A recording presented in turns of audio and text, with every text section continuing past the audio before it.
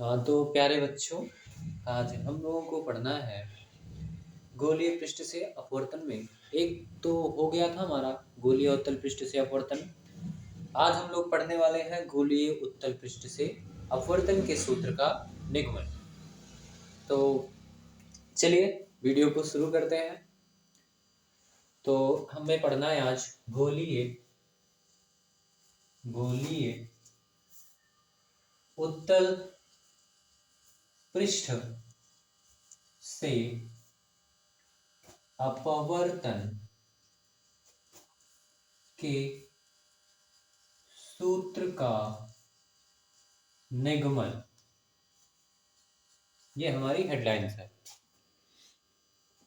तो देखिए इसमें जो है हम लोगों को सबसे पहले समझना है कि ये गोलीय उत्तल पृष्ठ होता क्या है। तो देखिए जैसे कि हमने आपको बताया था कि एक ठोस पृष्ठ है बेलनाकार जैसे मार्कर है, ऐसे ही थोड़ा सा मोटा है और इसी में हमने कटोरी नुमा काट कर निकाल लिया, तो जो दबा हुआ तल दिख रहा था उसको गोलीय उत्तल पृष्ठ कहते हैं। ठीक इसी प्रकार अगर इस मार्कर को ऊपर से थोड़ा सा छील दे गोल टाइप में तो उभरा हुआ दिखेगा हमको गोलीय पृष्ठ। तो जो उभरा हुआ दिखेगा उसको गोलीय उत्तल पृष्ठ कहते हैं। ठीक है, तो कुछ इस प्रकार से उसकी आकृति होगी। ये हो गया आपका गोलीय उत्तल पृष्ठ, जिसमें इस साइड आपका पूरा ठोस कांच से भरा पड़ा है। ये पूरा पूरा ठोस कांच है और ये हो गया इसका मुख्य अक्ष और ये पॉइंट हो गया इसका ध्रुव, जहां से इसमें समस्त दूरियां मापी जाने वाली हैं। तो देखिए हम इस गोलीय उत्तल पृष्ठ के सामने इस बिंदु पर एक रख दे रहे हैं वस्तु। कहाँ पे रख दे रहे हैं? यहाँ पे एक वस्तु रख दे रहे हैं भाई। ठीक है, तो वस्तु जहां रखते हैं उसको कहते हैं ऑब्जेक्ट। तो जहां पे वस्तु रखा है ध्रुव से वहां तक की जो डिस्टेंस होती है उसको कहते हैं वस्तु की दूरी। तो ध्रुव से वस्तु तक की दूरी को हम किससे लिखते हैं? u से लिखते हैं। ठीक, तो यहाँ इस साइड है बाईं ओर है इसलिए इसको किससे लिखेंगे? -u से लिखेंगे। ठीक है, इसी प्रकार अब देखिए यहां से प्रकाश की किरण निकलेगा। सबसे पहले ये जो माध्यम है जिसमें हमने इस पूरे सेटअप को रखा हुआ है, इस माध्यम का जो अपवर्तनांक है उसको मान लेते हैं n1 है। और ये जिस माध्यम का ये जो गोलीय पृष्ठ हमने उत्तल पृष्ठ लेके रखा है, इस माध्यम का अपवर्तनांक मान लेते हैं कितना है? n2 है। ठीक है, और इस गोलीय पृष्ठ का जो केंद्र है वो मान लेते हैं कि यहाँ पे है इसका केंद्र O, सॉरी केंद्र है जिसको हम C से लिखेंगे। अब यहां से वस्तु रखी है यहाँ बिंदु O पे, तो यहां से प्रकाश की किरण निकलेगी जो इस कुछ इस प्रकार से आती है, इस पृष्ठ के इस बिंदु से टकराई और अब यहाँ पृष्ठ में प्रवेश करने वाली है। तो चूंकि माध्यम चेंज हो रहा है, एक माध्यम से दूसरे माध्यम में जा रहा है, जैसे मान लो सपोज दैट ये वायु है, वायु से कहाँ जा रहा है? कांच में जा रहा है। तो जब प्रकाश वायु से कांच में जाएगा तो वो अभिलंब की ओर झुक जाएगा, क्योंकि प्रकाश विरल से सघन में जा रहा है। तो उसके लिए हमें ये पता होना चाहिए कि अभिलंब है कहाँ। ठीक है, तो हमने आपको बताया है कि जब भी आपको किसी वक्र पृष्ठ में अभिलंब खींचने की जरूरत हो तो आप तुरंत काम क्या करिए कि जिस बिंदु पर खींचना है अभिलंब, उस बिंदु को मिला दीजिए उस पृष्ठ के केंद्र से। हम इस बिंदु को मिला देते हैं इस पृष्ठ के केंद्र से, तो ये हो जाएगा इसका अभिलंब। और अब प्रकाश जब विरल से सघन में प्रवेश करेगा तब अभिलंब की ओर झुक जाएगा। तो अभिलंब नीचे है तो प्रकाश थोड़ा सा नीचे झुक जाएगा, इतना प्रकाश थोड़ा सा झुकता हुआ आगे बढ़ जाएगा। ठीक है, अब जब हम इसको पीछे बढ़ाएंगे, कहाँ बढ़ाएंगे?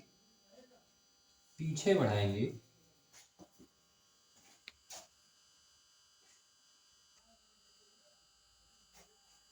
तो देखिए भाई इसको हम पीछे बढ़ाएंगे, तो जब पीछे बढ़ाएंगे तो ये यहाँ पे मिलेगा।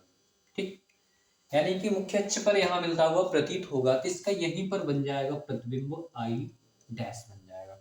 ठीक है, देखो यहाँ पे बना है प्रतिबिंब, तो ये जो डिस्टेंस है यानी यहाँ तक की ध्रुव से इस डिस्टेंस को आप बोलोगे कि ये प्रतिबिंब का दूरी हो गया, क्योंकि यहाँ पे बना हुआ है प्रतिबिंब।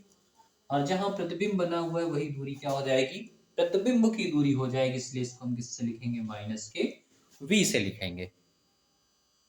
और ये ध्रुव है, इससे यहाँ केंद्र है वक्रता केंद्र, तो ध्रुव से जो वक्रता केंद्र तक की दूरी होगी उसको हम लिखेंगे r से, और वो इस साइड है इसलिए इसको हम प्लस में लिखेंगे। ठीक, अब इस बिंदु को नाम दे देते हैं m, और यहाँ पे एक द्वारा खींच देते हैं जिसका नाम दे देते हैं n, और ये एंगल हम ले लेते हैं अल्फा, ये एंगल ले लेते हैं बीटा, और ये एंगल ले लेते हैं गामा।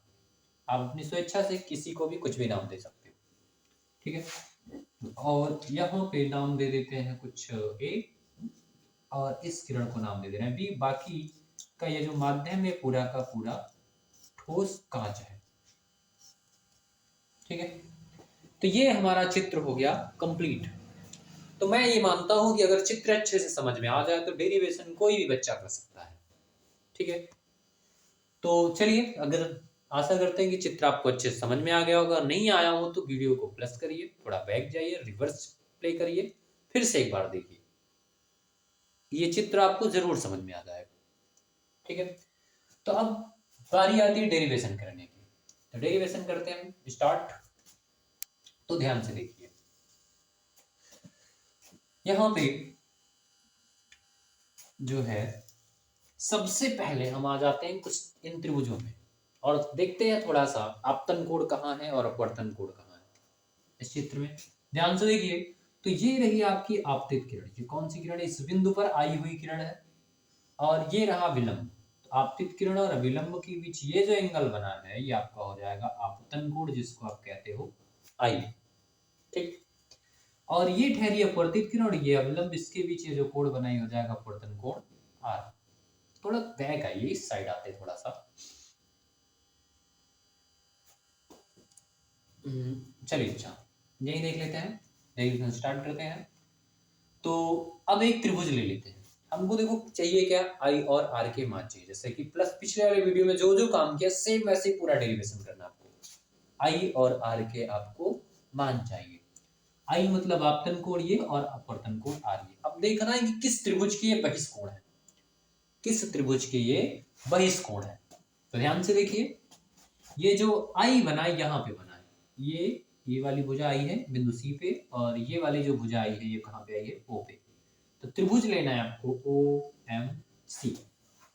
त्रिभुज ओ एम सी में आप लगाइए बहिष्कोण प्रमेय से। तो बहिष्कोण प्रमेय क्या कहती है कि त्रिभुज के दो अंतःन्यून कोणों का योगफल बहिष्कोण के बराबर होता है। तो ये अंदर का एक कोण हो गया और ये दूसरा कोण हो गया। तो एक का नाम बीटा रखा है हमने, एक को अल्फा माना है। तो beta plus alpha is equal to क्या हो जाएगा आपका आर, क्योंकि त्रिभुज के दो न्यून कोण हो गए और ये आपका बहिष्कोण। तो beta plus gamma is equal to r हो गया। और अब हम आ जाते हैं, देखते हैं कि अपना ये आपतन कोण कहाँ बना हुआ है। आपतन कोण ये बना हुआ है बिंदु ए पे, इसको हम ले जाते हैं, कहाँ पहुंचेंगे? सी पे। और एक मिनट, कुछ गड़बड़ हो गया क्या? बिंदु ओ एम सी मैंने लिया था ना त्रिभुज ओ एम सी, और ओ एम सी का जो बहिष्कोण है वो ये है, ये आई है। ठीक है, तो यहाँ पे आर नहीं बल्कि क्या लिखना था मुझे? कोण आई लिखना था। ठीक, अब देखिए ये आर कहाँ बना है, तो आर जो है ये देखो, इसको पीछे लाएंगे तो यहाँ पे बना हुआ है। ठीक, और दूसरी भुजा इसकी ये है जो बिंदु सी पर आई है। तो त्रिभुज लेंगे हम I dash O I I M C.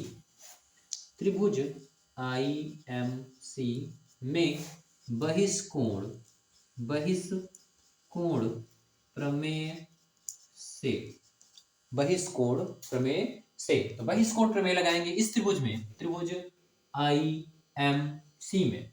तो इसका ये कोण आई कितना है? अल्फा, और सी पर कितना बना है? गामा, और बहिष्कोण कितना है?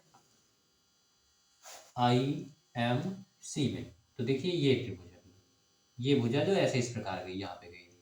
तो यहाँ पे न्यून कोण एक अल्फा है, दूसरा क्या है? गामा, और बहिष्कोण कितना है? आर है। तो हम लिखेंगे alpha plus gamma is equal to r. ठीक, अब लगाते हैं स्नेल का नियम। तो स्नेल के नियम से। स्नेल का नियम क्या कहता है भाई? स्नेल का नियम कहता है sine i upon sine r बराबर 1/2। ठीक। और यदि यदि आई और आर बहुत छोटे कोण हों। ठीक। तो क्या हो सकता है, यदि आई और आर बहुत छोटे कोण हैं तो हम लिख सकते हैं आई बराबर वो साइन आई बराबर आई और साइन आर बराबर क्या लिख सकते हैं? आर। ठीक। तो ये हो जाएगा आपका अतः समीकरण, इसको आप मान लीजिए एक, समीकरण एक से, तो समीकरण एक से आपको क्या मिल जाएगा? जहां साइन आई है वहां पे क्या लिखेंगे? सिर्फ आई। और जहां साइन आर है वहां पे सिर्फ क्या लिखेंगे? Are. Is equal to 1n2 को लिखते हैं n2 अपान n1। अब देखिए आई का मान कितना पता है आपको? Beta plus gamma. तो जहां आई है वहां पे पुट कर दीजिए आप बीटा प्लस गामा, और जहां पे आर है वहां पे पुट कर दीजिए alpha plus gamma is equal to मिलेगा आपको n2 अपान n1। तेरिया को गुणा कर दीजिए, n1 का गुणा बीटा में होगा तो n1 बीटा हो जाएगा, n1 का गुणा गामा में होगा तो n1 गामा हो जाएगा, इज इक्वल टू n2 का गुणा अल्फा में करोगे तो n2 अल्फा, n2 का गुणा गामा में करोगे तो प्लस का n2 गामा हो जाएगा। ठीक। यहां भी गामा यहां भी गामा, इसको एक तरफ करके कॉमन कर लेते हैं, तो ये हो जाएगा अपना n1 गामा, और ये प्लस में इधर आएगा तो माइनस का n2 gamma is equal to n2 alpha, और n1 बीटा जो है माइनस प्लस में इधर आएगा तो माइनस में n1 बीटा हो जाएगा। ठीक। अब हम इसको नाम दे देते हैं समीकरण नंबर 2। अब हमको करना क्या है? अल्फा, एक मिनट, इसको समीकरण नंबर 2 नहीं, इसमें थोड़ा सा कॉमन कर लीजिए गामा को।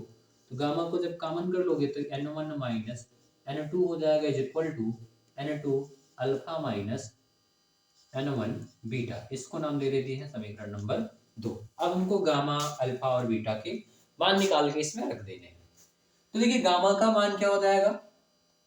तो गामा ये है, और देखना है किस समकोण त्रिभुज में बन रहा है ये। ठीक है। और उसके पहले मैं मान लेता हूं कि जो अपना उत्तल पृष्ठ का झुकाव बहुत कम है, तो यहाँ पे ये जो गैपिंग आया है ये बहुत कम आएगा, तो ये बिंदु n लगभग p के पास होगा। इसको लिखते हैं यदि पृष्ठ का द्वारक बहुत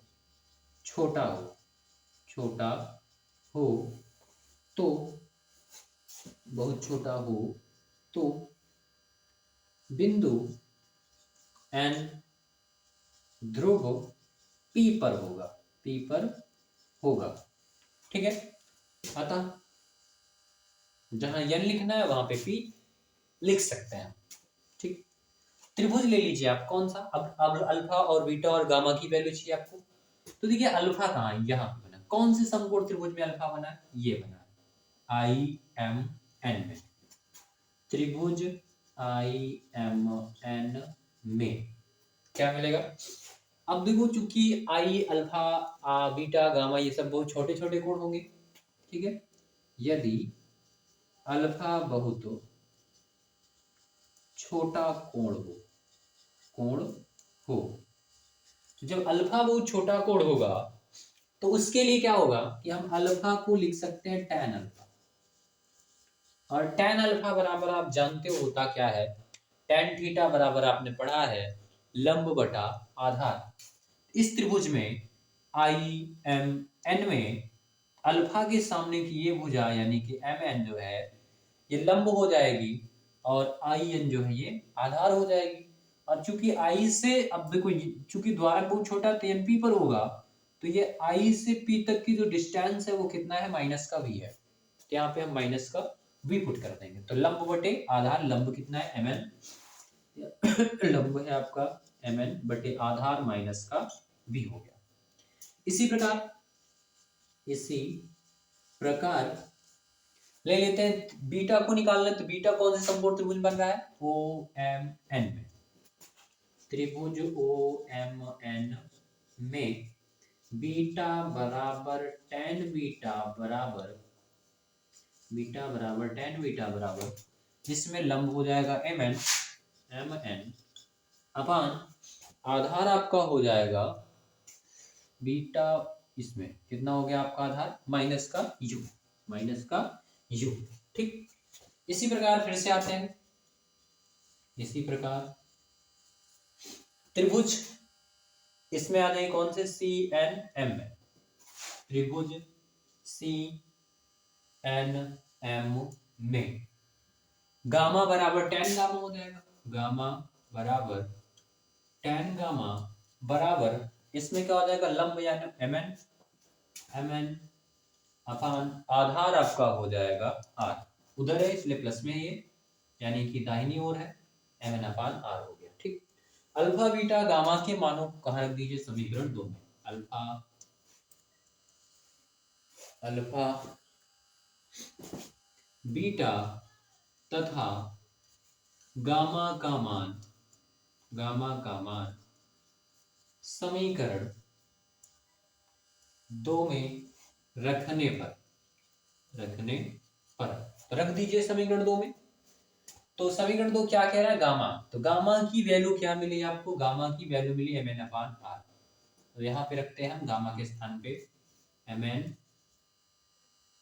एन अपान आर, ब्रैकेट में n1 माइनस n2 है, तो n1 माइनस n2 हो गया, is equal to n2 alpha है, तो n2 इंटू अल्फा की वैल्यू क्या मिली आपको, तो अल्फा की value mn upon minus b मिला है, तो mn अपान माइनस का v रख दीजिए, फिर माइनस है n1 बीटा, n1 बीटा कितना मिला आपको, बीटा, तो बीटा की जो वैल्यू आपको मिले mn अपान माइनस का u मिली है, देखो बीटा कहाँ है, बीटा ये है, इसमें mn अपान माइनस का u मिला था आपको, तो यहाँ पे रख दीजिए mn अपान माइनस का u।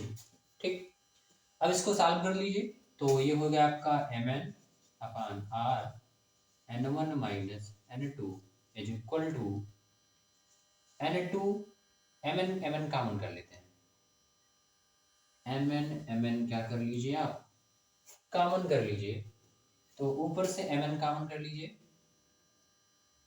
और साथ में माइनस चिन्ह भी कॉमन कर लीजिए, तो माइनस का mn एक कॉमन, माइनस नहीं आप mn खाली कॉमन कर लो, तो यहाँ पे मिलेगा n2 अपान माइनस का भी, और ये माइनस माइनस प्लस हो जाएगा आपका n1 अपान u, mn से mn हो जाएगा आपका कैंसिल, अब आप माइनस कॉमन कर लीजिए। ठीक है, तो इसमें से जब माइनस कॉमन करेंगे, जो प्लस में हो माइनस में, जो माइनस में वो प्लस में हो जाएगा, जब हम माइनस को कॉमन करके बाहर निकालेंगे, n1 प्लस में अपना माइनस में हो जाएगा, माइनस का n1 n2 प्लस में, माइनस में इधर हो जाएगा प्लस में n2, तो जो n1 माइनस n2 था वो n2 माइनस n1 हो जाएगा, अपान में क्या बचेगा, सिर्फ r इज इक्वल टू, इधर भी माइनस कॉमन करेंगे तो जो माइनस है कॉमन हो जाएगा और मिलेगा आपको n2 अपान b, और ये प्लस है तो माइनस कॉमन क्यों, माइनस हो जाएगा n1 अपान u। ठीक, माइनस से माइनस आपका कैंसिल हो गया। अब जो शेष बचा है,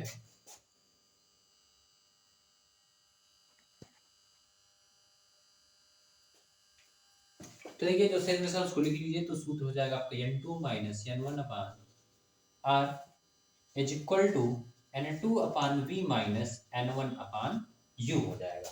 ठीक, अब देखिए यदि क्या हो जाए, यदि पहला माध्यम वायु, ठीक, पहला माध्यम क्या हो, वायु हो, तो उसके लिए जो पहले माध्यम का अपर्तनांक n1 है वो 1 हो जाएगा, और जब n1 1 हो जाएगा तो n2 को सिर्फ n से लिखेंगे, तो जहां n2 है वहां पे क्या हो जाएगा, n माइनस n1 के स्थान पे 1 upon r is equal to n2 जहां पे है वहां पे आप n लिखोगे अपान v माइनस n1 जहां पे है वहां पे 1 अपान u, ये हो जाएगा आपका गोलीय उत्तल पृष्ठ से अपवर्तन के सूत्र का निगमन। तो अब आप जो है इस पूरे का एक बार स्क्रीनशॉट ले लीजिए, और जिसको जहां भी ना समझ में आओ बस क्या करिए, वीडियो को प्लस करिए, थोड़ा सा रिवर्स जाइए, फिर से प्ले करिए, एक बार फिर से देखिए, आपको चीजें अच्छे से समझ में आ जाएंगी। और अगर ऐसा लग रहा हो कि मैंने तेज पढ़ा दिया है तो स्पीड को थोड़ा सा आप स्लो कर लो, मैं धीरे धीरे पढ़ाने लगूंगा। ठीक है, तो चलिए स्क्रीनशॉट लीजिए जल्दी से।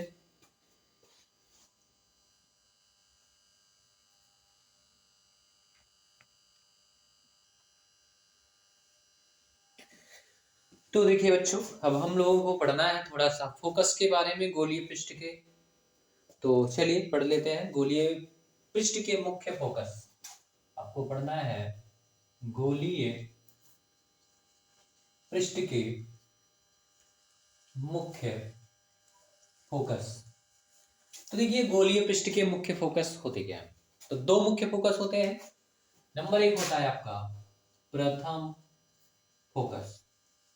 प्रथम फोकस, प्रथम फोकस। तो देखिए प्रथम फोकस किसे कहते हैं? जब कोई प्रकाश की किरण अपवर्तन के पश्चात समांतर हो, जब कोई प्रकाश की किरण गोलीय पृष्ठ से अपवर्तन होने के पश्चात मुख्य अक्ष के समांतर हो जाए, तो उस फोकस को हम बोलेंगे प्रथम फोकस। और जिसमें क्या हो, पहले समांतर आए, तो वहां पे जो फोकस बनने वाला है उसको हम बोलेंगे द्वितीय फोकस। तो बात हो रही प्रथम फोकस की। तो प्रथम फोकस होता क्या है? तो गोलीय पृष्ठ का, जैसे एग्जाम्पल के लिए हम अवतल पृष्ठ ले लेते हैं, जैसे अवतल पृष्ठ हो गया आपका और ये मुख्य अक्ष हो गया। तो कोई प्रकाश की किरण क्या हो, कुछ इस प्रकार से आए, कुछ इस प्रकार से इस पृष्ठ पर आपतित हो कि वो जब अपवर्तित हो जाए, वो जब क्या हो जाए, अपवर्तित हो जाए, तो उसके बाद मुख्य अक्ष के कैसी हो जाए, समांतर हो जाए। ये क्या हो रहा है, ये क्या हो रहा है? तो देखिए ऐसे प्रकाश की किरण आए और अपवर्तित हो गए, ऐसे मुख्य अक्ष के समांतर हो जाए। तो ये जो पॉइंट्स हैं, इसी पॉइंट को हम बोलते हैं प्रथम फोकस। ठीक।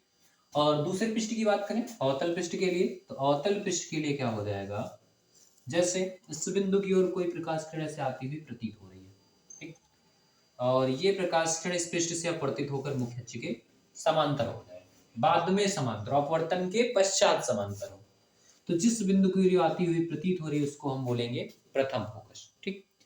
तो प्रथम फोकस क्या होता है, जब मुख्य अक्ष के समांतर चलने वाली प्रकाश की किरणें अपवर्तन के पश्चात, अपवर्तन के पश्चात जो है मुख्य अक्ष के समांतर हो जाए, अपवर्तन के पश्चात, पहले नहीं। तो ऐसे जो है फोकस, या जिस बिंदु की ओर ये किरणें आती हैं, आती हुई प्रतीत होती हैं, उसी बिंदु को हम बोलते हैं प्रथम फोकस। ठीक। जैसे इसको डिफाइन कैसे करेंगे, तो मुख्य अक्ष पर स्थित वह बिंदु, डिफाइन कैसे करना है आपको, मुख्य अक्ष पर स्थित वह बिंदु, वह बिंदु जिधर से, जहां से होकर, होकर आने वाली, या जिस बिंदु से, जिस बिंदु की ओर, जिस बिंदु की ओर आती हुई प्रतीत होने वाली, प्रतीत होने वाली प्रकाश की किरण, प्रकाश की किरण अपवर्तन के पश्चात, अपवर्तन के पश्चात मुख्य अक्ष के समांतर हो जाती, हो जाती है, उसे प्रथम फोकस कहते हैं। उसे क्या कहते हैं, प्रथम फोकस कहते हैं।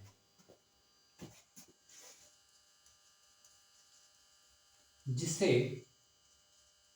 F1 से प्रदर्शित करते हैं, या इसको हम F डैश से भी प्रदर्शित करते हैं। F डैश से प्रदर्शित करते हैं, ठीक।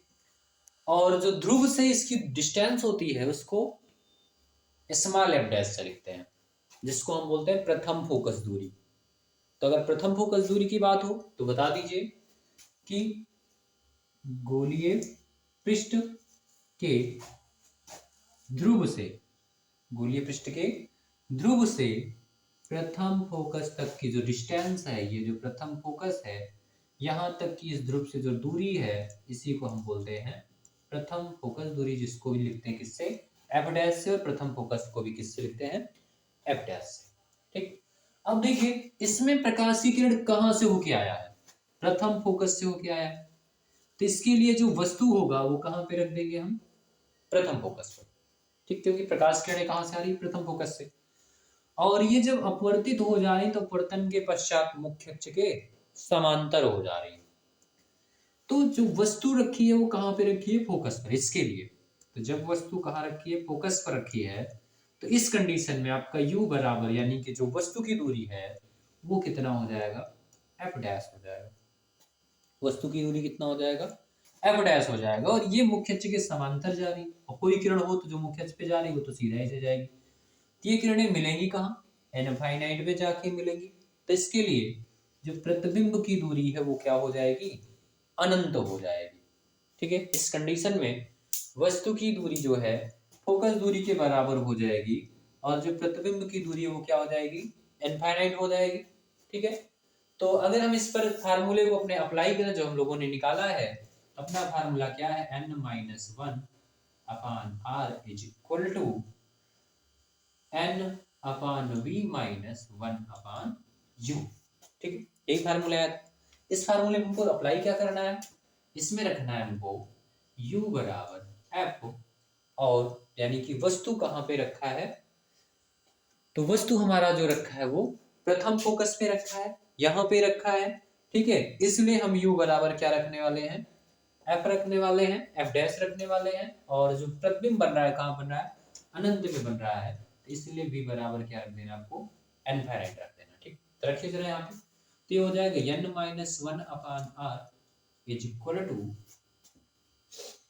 n अपान v कितना है आपका, इनफाइनाइट हो गया, और माइनस 1 अपान u कितना है, f है, ठीक है। तो ये n बटे अनंत, जिसका हर अनंत हो जाए उसका मान शून्य हो जाता है, जिसका हर अनंत हो जाए तो उसका मान कितना हो जाता है, शून्य हो जाता है। तो ये आपका जीरो हो गया, और इस माइनस को इधर भेज दीजिए, तो आपको मिलेगा 1/f is equal to minus में n-1 अपान r। इसको पलटेंगे तो ये भी आपका पलट जाएगा, ठीक है। तो आपको f dash f dash f dash बराबर मिल जाएगा आपको माइनस का r अपान n-1। ये हो जाएगा आपका प्रथम फोकस का डेफिनेशन और उसके फार्मूले प्रथम फोकस के लिए, ठीक। अब ठीक इसी प्रकार से अब हम द्वितीय फोकस को समझने वाले हैं। इसको स्क्रीनशॉट ले लीजिए।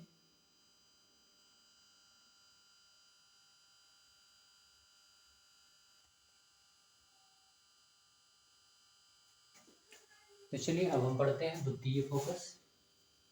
द्वितीय फोकस, ठीक। तो देखिए द्वितीय फोकस किसे कहते हैं, तो जो द्वितीय फोकस होता है अपना वो पहले का उल्टा होता है। पहले में हमने पढ़ा कि बाद में प्रकाश किरण समांतर, इसमें पढ़ेंगे कि मुख्य अक्ष के पहले समांतर है, ठीक है। जैसे कोई गोलीय पृष्ठ हो जाएगी, ये हो गया आपका गोलीय पृष्ठ, उत्तर पृष्ठ हो गया, ठीक है। ये इसका मुख्य अक्ष हो गया, ये इसका ध्रुव हो गया। कोई प्रकाश किरण ऐसे मुख्य अक्ष के समांतर आ रही है, और वो जब यहाँ से अपवर्तित होगी तो कुछ ऐसे जाएगी, ठीक है। तो अपवर्तित होकर मुख्य अक्ष को यहाँ पे काट रही है। तो ये जो पॉइंट है इसको हम बोलते हैं द्वितीय फोकस, जिसको सिर्फ यप से या यप टू से लिखते हैं। और इस ध्रुव से इस यप तक की जो डिस्टेंस है इसको हम लिखते हैं स्मॉल एफ से, ठीक है। इसको बोलते हैं द्वितीय फोकस। इसको डिफाइन कैसे करेंगे, मुख्य अक्ष पर स्थित वह बिंदु, डिफाइन कैसे करना है, मुख्य अक्ष पर स्थित स्थित वह बिंदु ना, इसको ऐसे डिफाइन कर दें, मुख्य अक्ष के समांतर चलने वाली प्रकाश की किरण, मुख्य अक्ष के समांतर चलने वाली प्रकाश की किरण पृष्ठ से अपवर्तन के पश्चात, पृष्ठ से अपवर्तन के पश्चात, पृष्ठ से अपवर्तन के पश्चात मुख्य अक्ष के जिस बिंदु से होकर आती है, मुख्य अक्ष के जिस बिंदु से होकर आती है या जिस बिंदु की ओर आती हुई प्रतीत होती है, या जिस बिंदु की ओर आती हुई प्रतीत होती है, ठीक। अब ध्यान देखो, उसी बिंदु को हम उसे द्वितीय फोकस कहते हैं, ठीक। अब देखो, मुख्य अक्ष के समांतर चली प्रकाश किरण अपवर्तित हुई तो मुख्य अक्ष को यहाँ पे काटें, ठीक है। अवतल पृष्ठ में क्या होगा, अवतल पृष्ठ में कुछ ये घटना घटने वाली है, ठीक है।